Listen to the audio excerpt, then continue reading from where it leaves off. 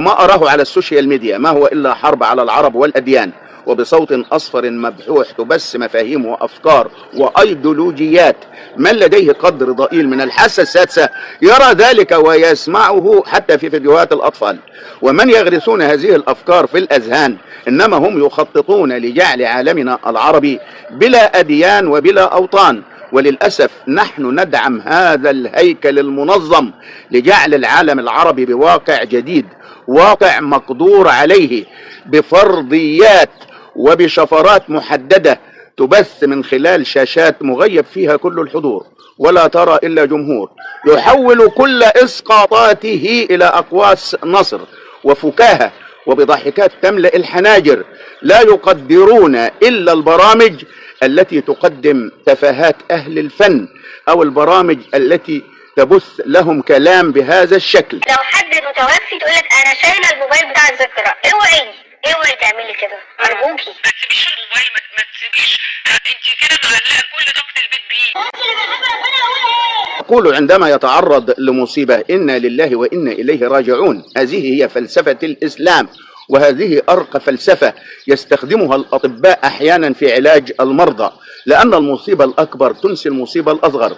فهب لو أنك مصاب بنزلة برد ورأيت شخص يداه مبتورة، هذا سيكون لك بمثابة العزاء ويهون عليك مصيبتك.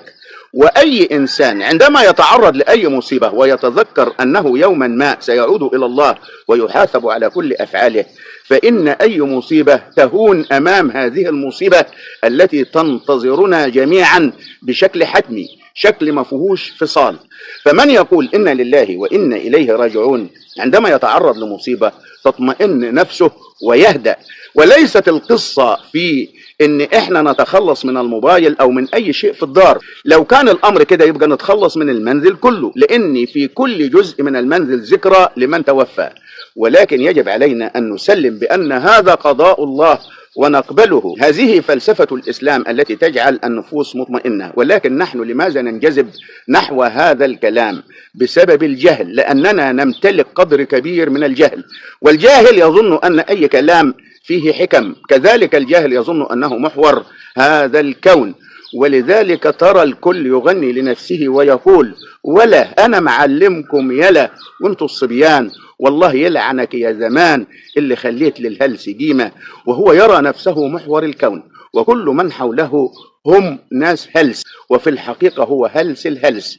أنا كان لي صديق لزوجته أخ صايع بمعنى كلمة صايع، لدرجة أنه كان يدير يوما ما بيت من بيوت الدعارة. وكان صديقي هذا يخشى على ابنه من هذا الخال، ولكن كان لصديقي أخ دائما يقول له ابنك بخير وابنك غير خاله.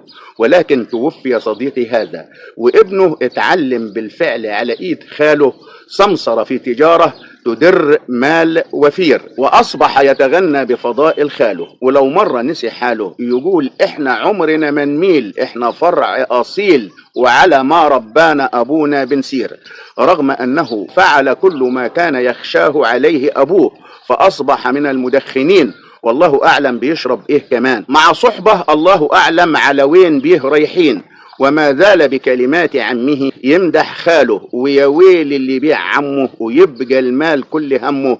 وأظن أن هذا هو حال العرب على السوشيال ميديا.